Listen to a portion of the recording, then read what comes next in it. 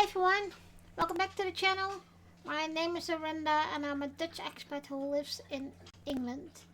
And today I'm looking a bit more into the Lockerbie disaster. I have heard about it, but at the time what had happened, I was just 6 years old, so I have no clue.com or had the experience what it was for in that time. So I found this little video and I would say let's take a look.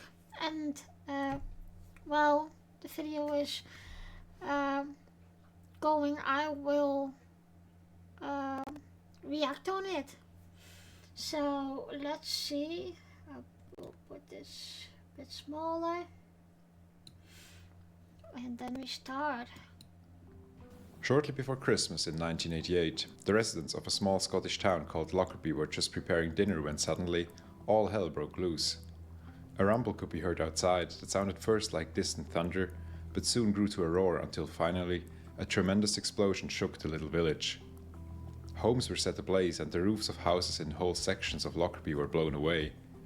When the residents of the town stepped outside, they were met by scenes straight out of a nightmare. Aircraft wreckage, debris and bodies lay strewn all across the town and the surrounding fields. What happened here in this most terrifying moment in 1988? Let's find out as we take a look at the infamous story of Pan Am Flight 103, the Lockerbie disaster, and how it forever changed the way we fly. Welcome to airspace.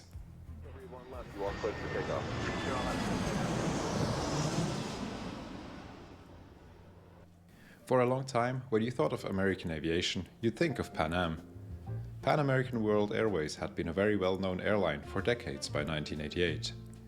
At one point, it was the largest, most successful airline in the entire world. The Pan Am logo, the distinctive uniforms worn by its crew, and the beautiful airplanes they flew, known as Clippers, were iconic. The largest of these was the massive Boeing 747. Pan Am was the first airline to fly the 747 and at one point had over 30 of them in service. But all the nostalgia and reputation in the world couldn't disguise the fact that the airline was in deep trouble in 1988. Increased competition from both domestic and national carriers, as well as a series of poor business decisions, put Pan Am in deep financial trouble throughout the 80s. To get back on track, Pan Am needed its most profitable routes, like London to New York. Pan Am Flight 103 was one of these flights, scheduled to fly from Frankfurt via London Heathrow to New York JFK on the night of December 21st. The flight was carrying a total of 259 passengers, mostly Americans heading home for the holidays, but also including passengers from 20 other countries. At 6:25 in the evening, the flight lifted off from Heathrow's runway 27 right and headed northwest towards Scotland and the Atlantic Ocean. About 35 minutes later, just after entering Scotland, the Boeing 747 was cruising at 31,000 feet. In the cockpit, everything was quiet. But then, just when the crew was about to respond to a radio call by air traffic control, a loud noise was recorded on the cockpit voice recorder. On his radar screen, the controller in charge suddenly lost the transponder signal of Pan Am Flight 103. To his horror, the plane's radar signature suddenly split up into 5 distinct signals that slowly fanned out. A minute later, these radar echoes had spread out over an area of almost 2 kilometers or 1.25 miles. Moments later, a British Airways pilot radioed in and reported that he could see a huge fire on the ground. At this time, residents of a small, cozy Scottish town called Lockerbie had just prepared for dinner. Lockerbie is small with just about 4,000 residents. A town that you would usually probably pass on your way from here to somewhere else. You know what this remind me of, and you could see it in the last video I made. That was about the Belmar disaster, and I don't want to say it's the same, because the Belmar was in 1992, I believe, and that was a major disaster in the Netherlands because Boeing 747 has crashed into one of the largest flats in Amsterdam, and the Belmar was full of working families and people like in mid-class family people that who lived there. So the massiveness reminds me a lot of the Belma disaster. But on this night, its name would go down in history. Shortly after 7 in the evening, residents heard a distant sound that could have been thunder. But the noise quickly grew into a roar, and then a huge explosion shook the town. When residents ran outside, they became witness to nightmarish scenes. Aircraft wreckage was falling all around them, and bodies littered the street. Some were still strapped in their seats. The wing box of the 747, which is the sturdy structure where the wings were attached, had slammed into a home at near supersonic speeds, leaving a crater several stories deep. Throughout the night, residents, fire crews, and police responded, trying to contain the flames and attempting to find survivors.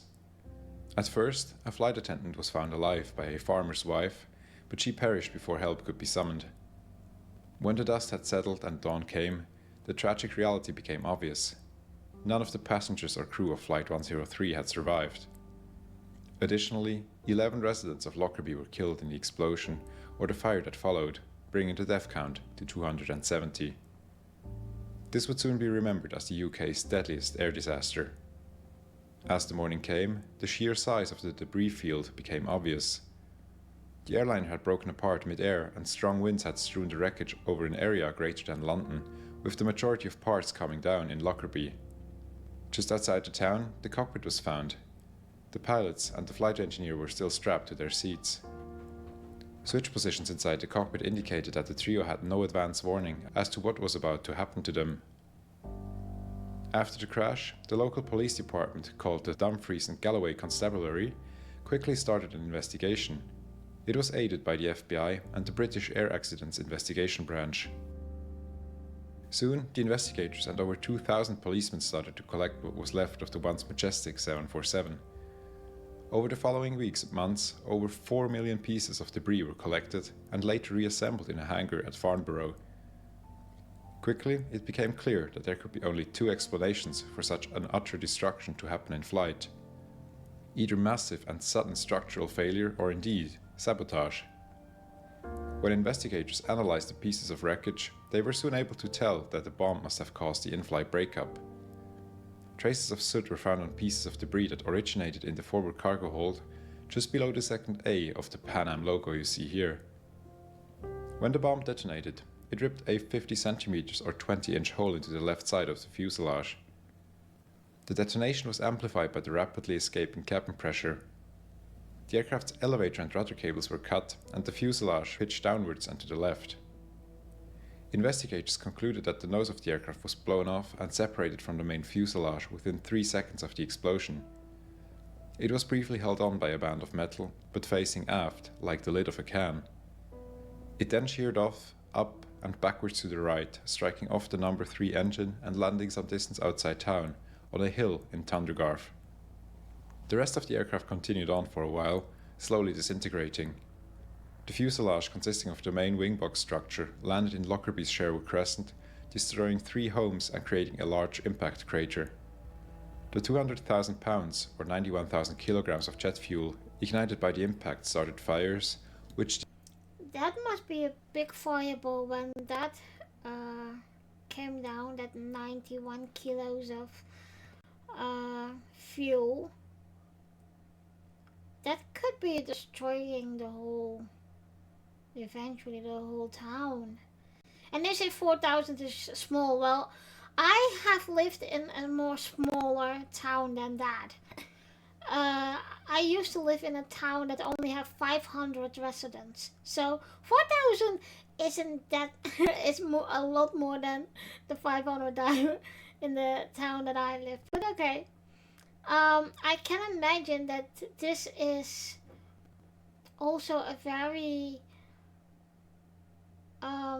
large shock for the people of Lockerbie. And I can imagine that the whole town is in in mourning what happened, but also for the people, but also for themselves, because it isn't it. This is huge. This is very huge. Destroyed several additional houses. Mercifully, most people on board Flight 103 must have become unconscious during the descent, either due to the large forces involved or due to a lack of oxygen. After it became known that this terrible crash had not been an accident but an act of terrorism, the search for one or multiple culprits began. Quickly, multiple organizations claimed responsibility for the bombing, but most claims were dismissed as false. A fragment of a circuit board found within another piece of wreckage eventually provided to be the decisive clue. It was matched to an electronic timing device manufactured by an electronics company in Switzerland called Mebo. So this is what I was, and I can't, or I don't understand yet what impact that was for at the time. But if this is an act of terrorism, why and what? Why would you do that? And I know this was Al Gaddafi revenge in a way, because he always was against the Western world, but to sacrifice hundreds of innocent people, not only on the plane but also on the ground, then you have no conscience. And I must say, I don't like him. I always haven't. But I mean, like, and later on we hear that it is only for power and military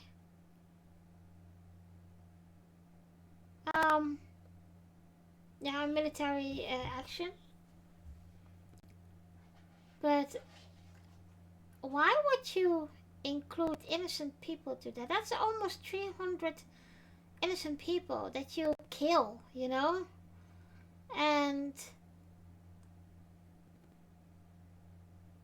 it's ridiculous. It's really, that man has no conscience. And you will see that we know Gaddafi as an eccentric man, but also a man that only has to, he had to be in the picture. And we know how longer Gaddafi is on power, how more he do things impulsive and very it's only about him. Upon interviewing its owner in Zurich, investigators discovered the company had been doing business with the Libyan government and had sold 20 of the timing devices in question to the Libyans in 1985. Libya had pretty terrible relations with the United States at the time.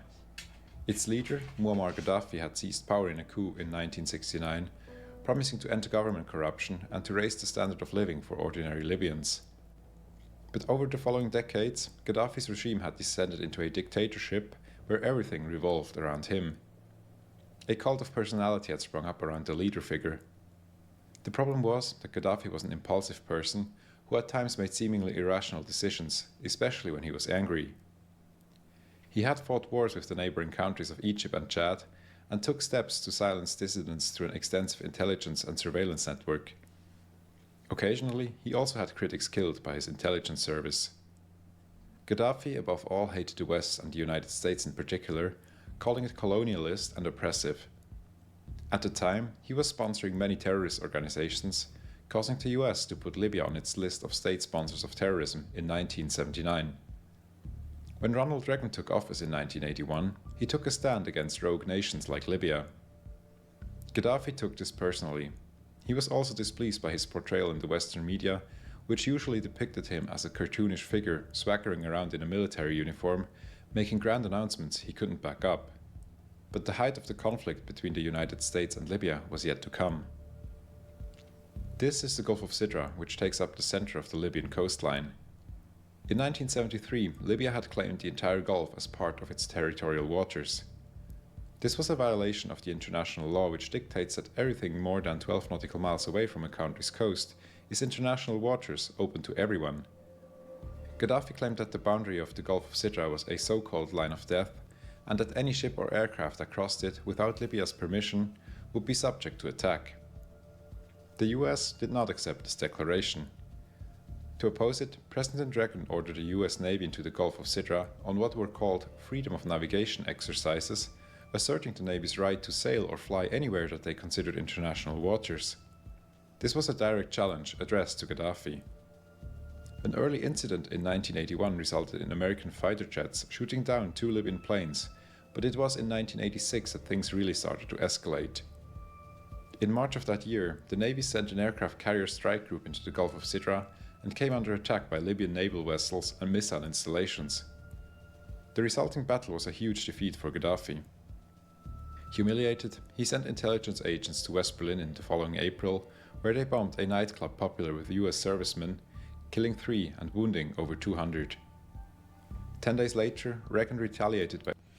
So, of course, terrorism will always be around.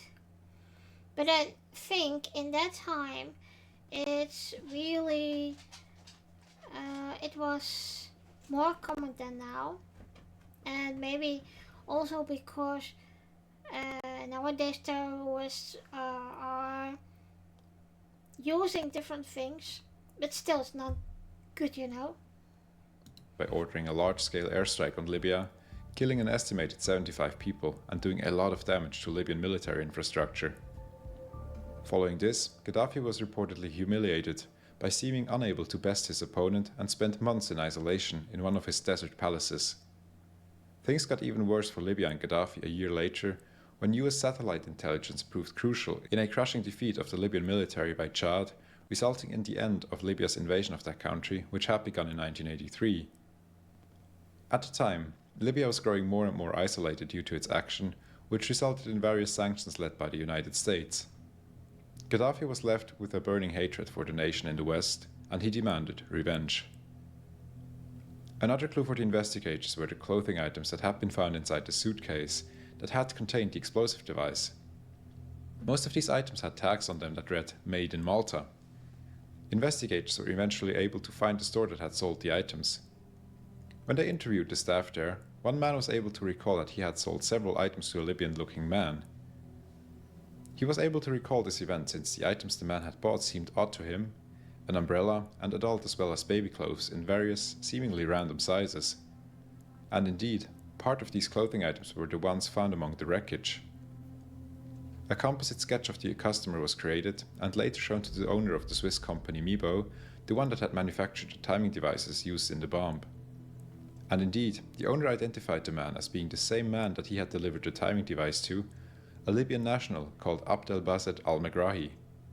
Megrahi was officially the head of security for Libyan Arab Airlines, but was also thought to be an intelligence officer. He was believed to have been aided by a man called Lamin Khalifa Fima, a station manager at Malta Airport.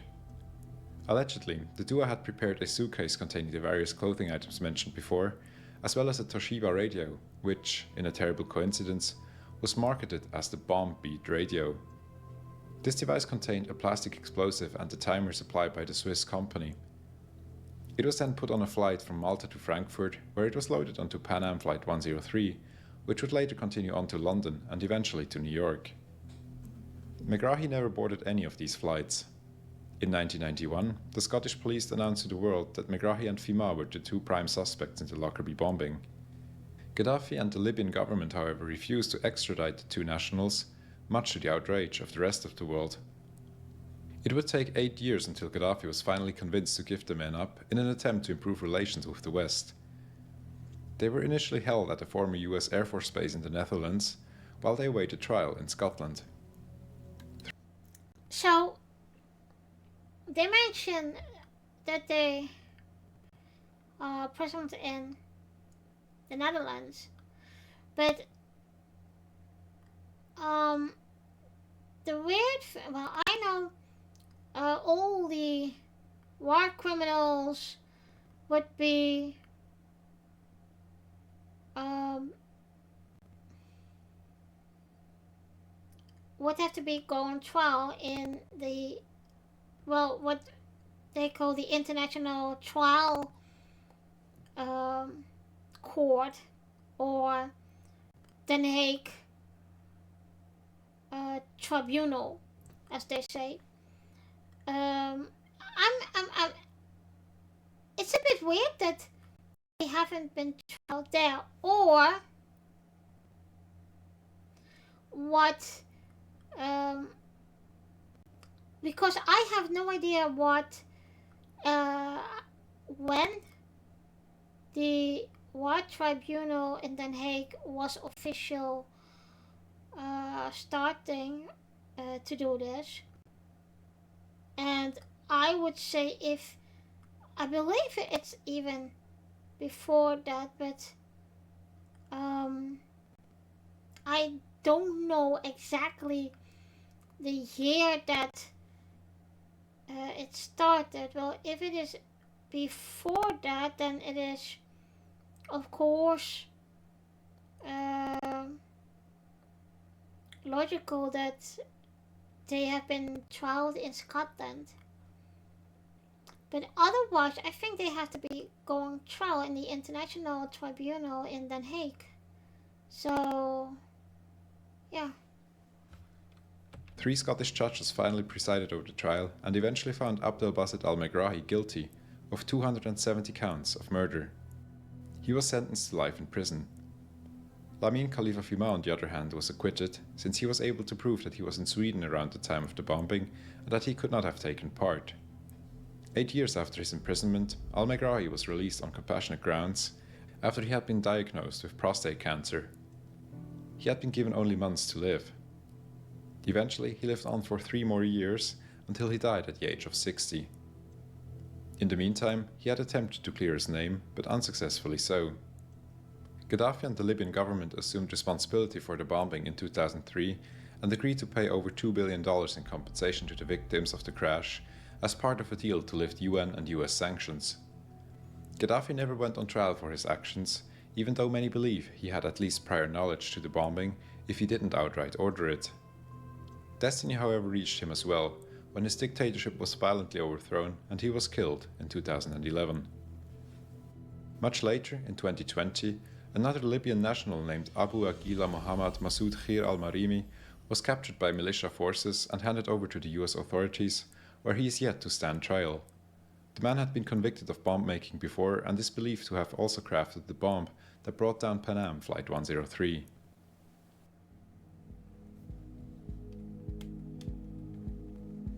It is tragic how easily this bombing could have been prevented.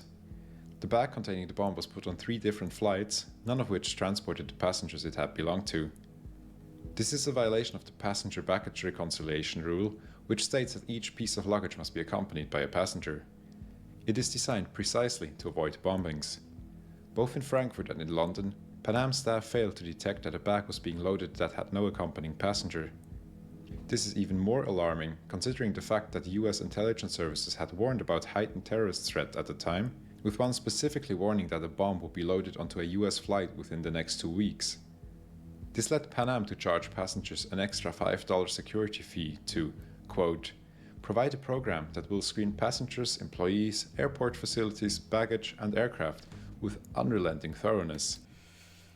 So we see with this that something terrible has to be happen till everything is going to get better. And I haven't flown since the pandemic, so I have no idea how strict they are at airports right now.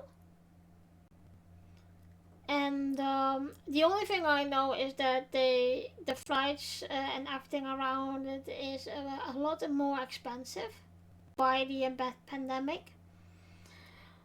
So yeah, it's the sad part of this is that something bad has to be happening till it's making a change in how things are going. But that's always the same thing. It seems this process was not so unrelenting and thorough after all. One X-ray operator later confessed he only learned 11 months after the bombing about what plastic explosives were and how to spot them in the X-rays. This was one of the final nails in the coffin of Pan Am, which was found guilty of willful misconduct and faced with a massive $300 million lawsuit by the victims' families. The airline declared bankruptcy in 1991. After the bombing, passenger baggage reconciliation was made even more strict and is now a staple of airline security. It is now standard procedure around the world. Among all the terrible things that I described in this video, there were pleasant stories as well. During the first hours and days after the crash, Lockerbie residents were very welcoming of the families of the victims.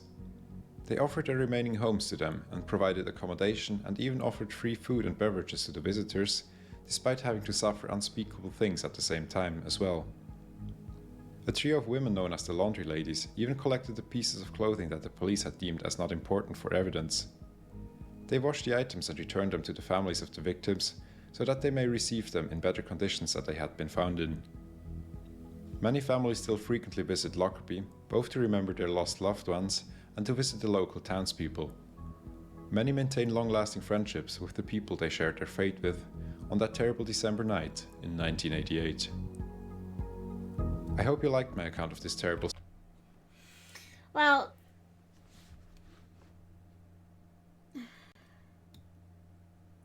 so that is very nice, and I'm very thankful that the people from Lockerbie were this friendly to families that lost a loved one. And I think if something happened like this, it binds you in humanity. But it has to be in that way case double as hard for people who lived in Lockerbie, because, well, it's raw to them. And I mean, it's not only they took care of the families from the people who have passed away, but I can imagine a personally shock to the system as what happened, and they are amidst in them, and they have to live with it every day, and they have to cope with all the emotions, all the feelings, etc. to to what happened, and that this was just an act of terrorism. It's never talked right to do that, because if it is an order from Gaddafi is a freaking coward, and he is, well, he doesn't even have, and this is weird, guys. This is really weird. Yesterday I saw an episode of Star Trek, and the person who was the character in there was the same as Gaddafi. Not in the way of military, but he was also an eccentricling, and he would even kill to get his way. He will he doesn't have empathy for life, and that's what Gaddafi does the same. So guys, if you have any information about Lockerbie, or if you have experienced it yourself, or what were your thoughts when this was on television, and I presume it would be like worldwide news what happened to Lockerbie. And so let me know uh, what you know about it, what you think about it, and uh, just if you have more information about Lockerbie that would be good for me to know, let me know. Um, I think, guys, this was a very um,